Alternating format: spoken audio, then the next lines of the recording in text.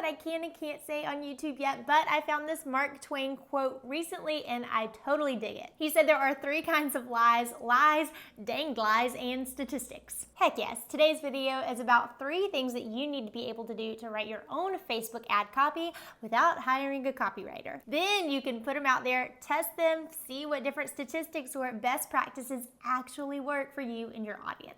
And no, spoiler, this is not going to help you crank out Facebook ad copy in mere minutes. I have found that writing good copy tends to take upwards of an hour, but it's worth it every single time. But these tips work. You can take it from me because my team and I have written multiple variations for more than 29 clients, and that's just in the past 6 months. So I'm coming at you reporting from actually in the weeds, around 150 ads tested and put out there on Facebook and on Instagram. I'm very excited about this because I've never really talked about this before on my channel or anywhere. Hit the like button if you're pumped too, and look down below, hit the subscribe button and the bell next to it to be notified every time I post a new video. And let's get into the first thing you need to do. Number 1, research and find different hook ideas. So like I've talked about in other videos, I had a fantastic journalism school professor. We called him Dr. C, and he always talked about being able to find the hook to hang your hat on of any story that we were drafting. That's what I mean here, because it applies to your ads as well. Just like different fish need different bait,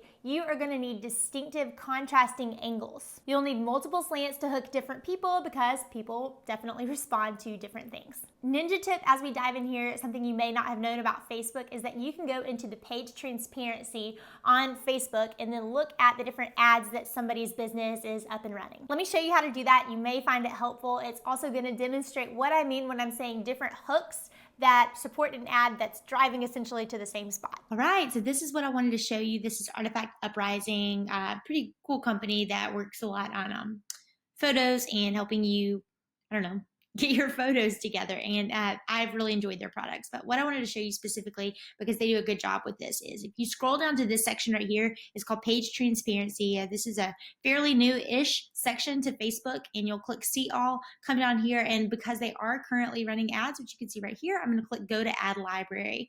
So Facebook did this just so that you can have full disclosure of what people are promoting and be very clear when it comes to different things going on in the world. So right here, we can see all the ads they're running. Look, this is the launched June. These are the ones that they're running in the month of June, but I actually wanted to scroll down to one that I saw in the month of May. Come on down here. Okay, so specifically, you'll see these 2 different ads right here, but if we look down at the call to action, the landing page that it's driving to is the Signature Lay Flat album. So this is a product that they have, same product for both things, different hooks. So we can see, if we look at the ad details right here, that this ad is targeting a couple, a bride and a groom that have just gotten married, and what we're seeing here is your big day deserves only the best photo album. We can clearly see in the photo of this really cute couple that we're talking about. We're talking to a couple who has just gotten married here. Okay, now contrast that with, come back over here, come back to ad details, this, which is clearly mark your family's milestones in an heirloom quality photo album that stands the test of time.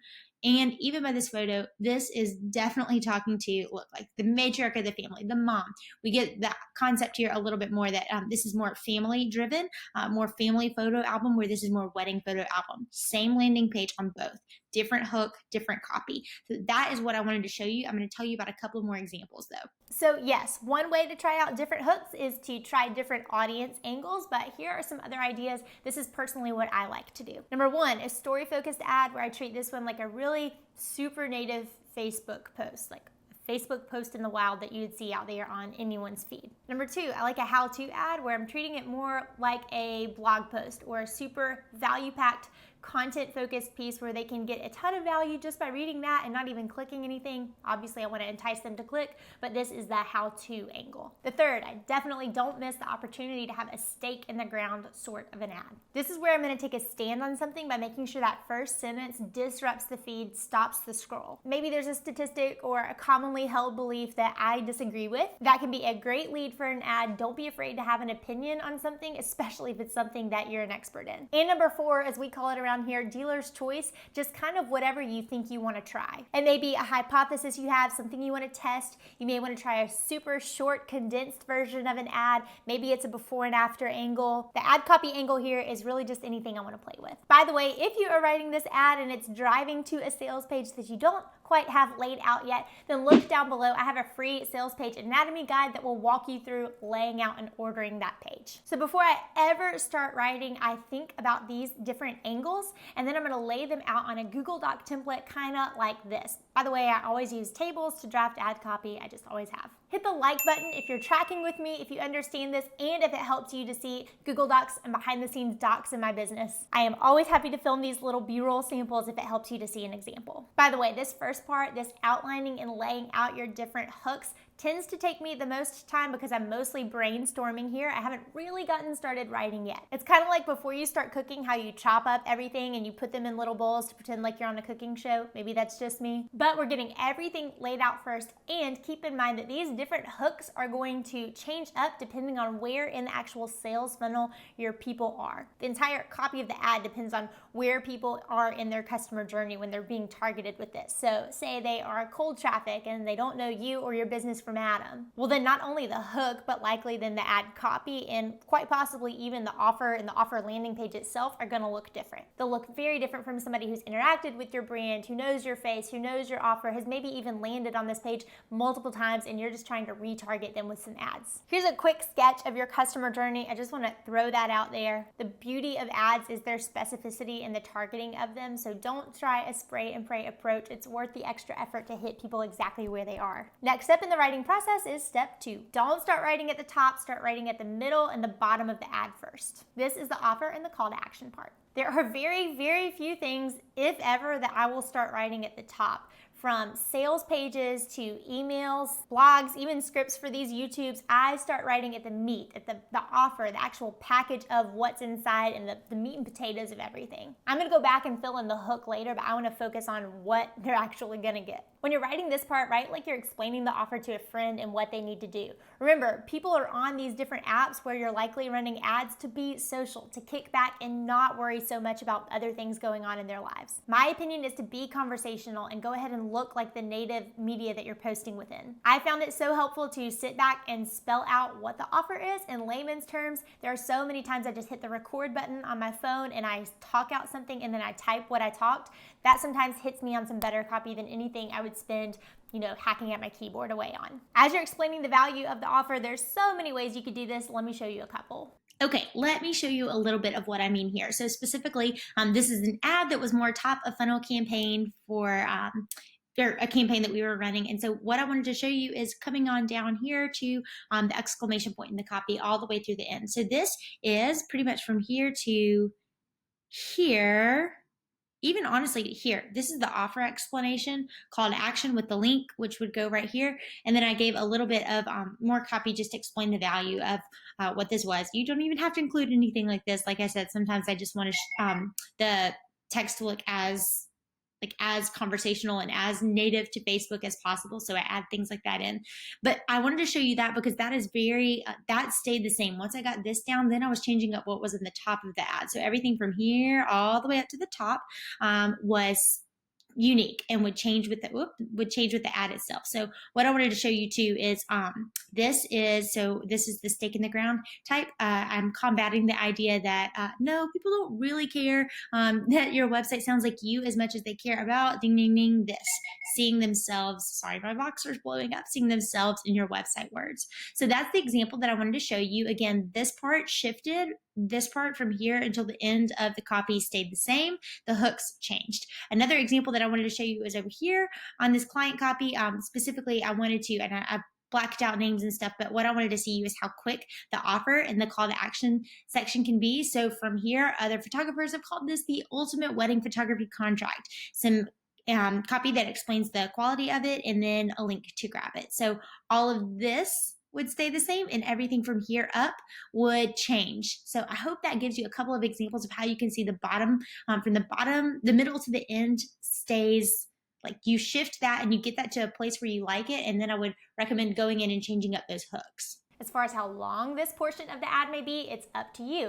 I have seen and tested offers that are about a sentence. I've done a couple of sentences, even some bullet points. It depends on what the offer is, but know that you can test different things here too. Feel free to try different combos of your offer and your call to action structure, but essentially I want to go ahead and figure out this package one that I really like, where I have that offer exactly where I want it, and I have the call to action where I'm telling people where to go from that ad and what to expect on the other side of the click. I like to take that and then I'll roll with it into step 3. This is when I go back to those hooks that I outlined earlier and I actually start to draft it. These are going to feed and lead into that second half of the ad, which I have already written, the offer and the call to action. As I flesh out these different hooks that I laid out earlier, now it becomes a game of mixing and matching. So I can take this bottom portion of the ad that I already have and I can set the story angle on top of it, or I can try and set the stake in the ground angle on top of it. When I'm writing ad copy, specifically the hook, my goal is to always try to make it as native to the platform as possible. I don't want it to look like an ad. I try to make it look like something that would belong in the newsfeed. So I write these things like me or my client would write any sort of Facebook or Instagram post. There's absolutely times I break my own rule, but if you're getting started writing your own ad copy, stop overthinking it and thinking of it so much like ad copy and write just a really dang good Facebook post. After I've written those 5-ish hooks, then I can go back, add copy and pasting essentially that offer and call to action part to each of the bottom of these. This way I have 5 versions that I can test on one campaign. And testing is the fun part. A bonus tip here, don't forget that when you're split testing or testing anything in your business, especially as it pertains to copy, only switch up one element at a time. I know, patience is a virtue, but that is how you're going to be able to tell what actually is working, what's making the difference, and what really had no bearing at all. If you change up everything each time, you'll never know what made the difference. That's why this system has worked so well for not only my own ads that I'm running, but also when we're running with different client ads, because we can at least try those different versions of the lead and see what worked, and then double down on those and test different imagery elements and test different headline elements.